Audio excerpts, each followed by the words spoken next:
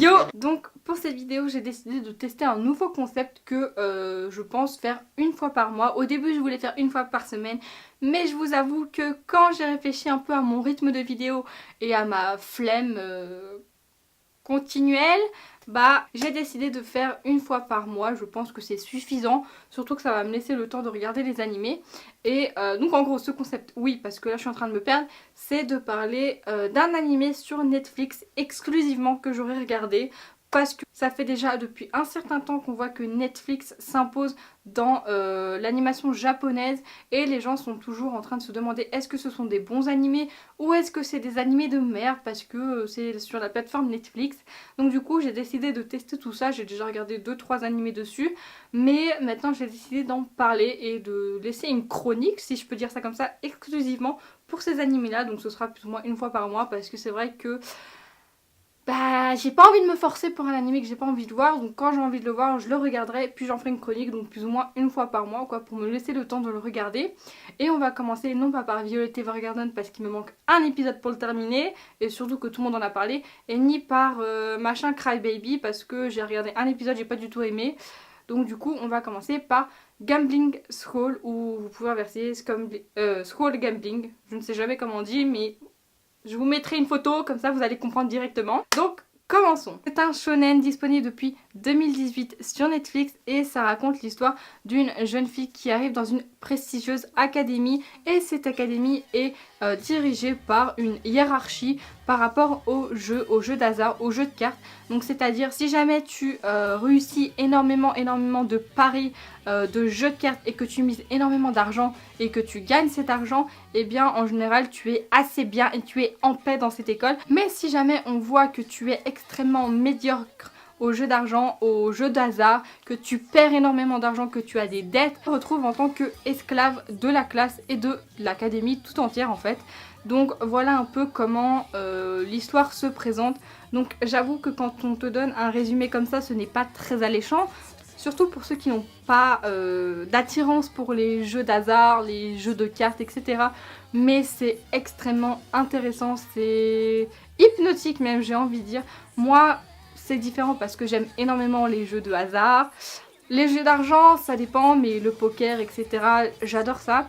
Donc du coup, c'est vrai que quand j'ai regardé cet animé, ça a fait l'effet inverse sur nous, parce que cet animé met en sorte de nous décourager au jeu, un peu en quelque sorte, sauf que ça fait l'effet inverse, et c'est ça qui est un peu bizarre dans cet animé, et c'est en quelque sorte un petit point faible si je peux dire ça comme ça, c'est que ça nous donne encore plus envie de s'intéresser aux jeux d'argent, aux jeux de cartes, etc. De nous aussi commencer à jouer. Après ça dépend les personnalités, hein. Tout le monde n'est pas des moutons comme moi, mais en tout cas c'est vrai que ça a un petit effet attirant. Du coup, excusez-moi mais j'ai oublié de dire ça dans ma vidéo, mais il existe une version drama de cet animé également disponible sur Netflix, et pour avoir vu un épisode c'est exactement pareil que l'animé, donc n'hésitez pas à aller le voir parce que c'est exactement pareil que l'animé. Moi j'aime pas spécialement les dramas, mais pour ceux qui aiment, voilà, je vous laisse avec le reste de la vidéo. Donc maintenant je vais parler un peu plus en profondeur de ce que représente cet animé. Donc pour commencer, beaucoup de personnes ne vont pas aimer cet animé au début parce qu'il est assez morbide, assez malaisant. Il y a vraiment des expressions de visage qui sont très bizarres, et il faut quand même quelques épisodes avant de se faire au personnage, de se mettre dans l'histoire, parce que vraiment il y a des scènes qui sont extrêmement malaisantes et extrêmement morbides, limite on dirait un jeu d'horreur en fait parfois, quand tu vois les têtes des personnages, l'ambiance même de l'animé. Mais mis à part ça, il y a quand même des choses qui sont géniaux dans cet animé et des points positifs, parce qu'un animé a beau avoir quelques points négatifs, et ça c'est pas vraiment un point négatif, c'est juste quelque chose qui nous attire pas dès le départ, mais au final on s'y fait et on finit même par apprécier cette petite facette de l'animé. Mais les points positifs sont que les règles de chaque jeu sont différentes, chaque épisode a un jeu différent, on commence à s'intéresser un peu plus en profondeur aux règles, il y a des histoires de triche aussi, et ça on commence vraiment à s'intéresser, et il faut, enfin je vais pas dire de la concentration et un bac+4, mais quand même il faut quand même regarder attentivement cet animé, comprendre les petites subtilités, les techniques de jeu, les techniques de triche, etc. Et c'est ça qui est génial. Ensuite, quelque chose d'autre qui est assez sympa, c'est que le personnage principal, donc la fille ne gagne pas exclusivement.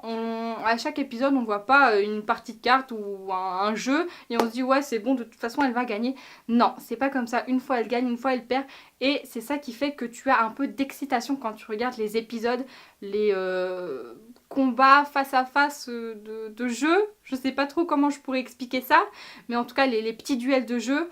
Tu finis toujours par avoir un petit truc d'excitation pour savoir si elle va gagner, si elle va perdre. Surtout qu'il y a énormément d'argent en jeu à chaque fois qu'ils jouent. C'est pas gratuitement entre élèves de 3e à première. Non, pas du tout. Il y a vraiment des centaines et des centaines de milliers d'argent qui sont mis en jeu. Parce que très souvent ce sont des enfants de personnes très riches, de chefs d'entreprise, de chefs d'État, peu importe. C'est vraiment des personnes très riches qui peuvent se permettre de perdre autant d'argent ou d'en gagner, ça dépend si t'es fort ou pas.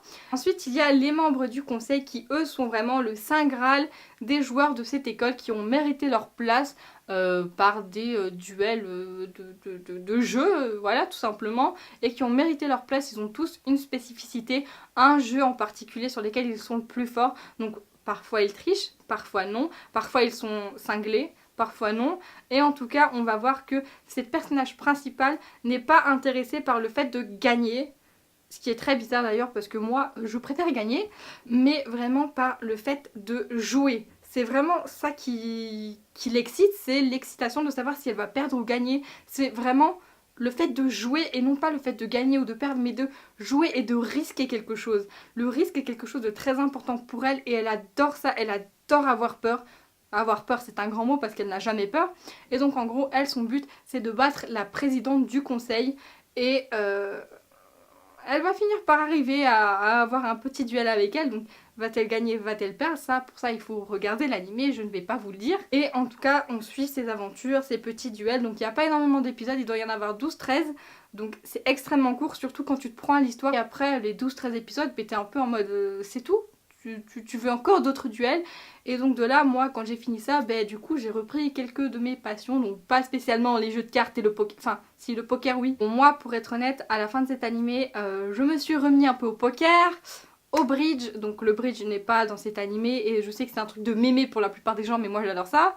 Et à d'autres 2-3 autres petits jeux, dont un que vous allez voir dans une prochaine vidéo, mais ça c'est un jeu du Japon donc je pense que vous pouvez aimer. Et donc en gros là je me suis un peu éloignée du sujet, mais voilà, moi je vous conseille vraiment cet animé, c'est un truc vraiment super et il faut pas s'arrêter aux 2-3 premiers épisodes qui peuvent vraiment paraître malsains et morbides, mais on s'attache vraiment à l'animé, c'est vraiment quelque chose de très sympathique, surtout si on aime ce genre de choses, les jeux de hasard et les jeux de cartes. C'est vraiment trop bien. Limite les épisodes où il y a de la triche, c'est encore mieux parce que ça t'apprend des techniques de triche, même si tu peux pas toujours les employer parce que c'est des techniques un peu spéciales, mais ça reste quand même sympathique à regarder.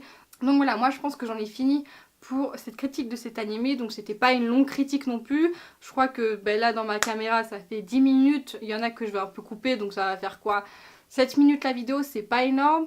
Mais voilà, c'est tout ce que j'avais à dire pour cet animé. C'est un tout petit animé de 13 épisodes, donc ma vidéo est en conséquence, il n'y a pas trop non plus de choses à dire. Mais c'est vrai que c'est une petite perle sur Netflix qui pour moi est un peu sous-estimée du fait que parfois il y a des moments un peu malsains, mais elle vaut le coup d'œil.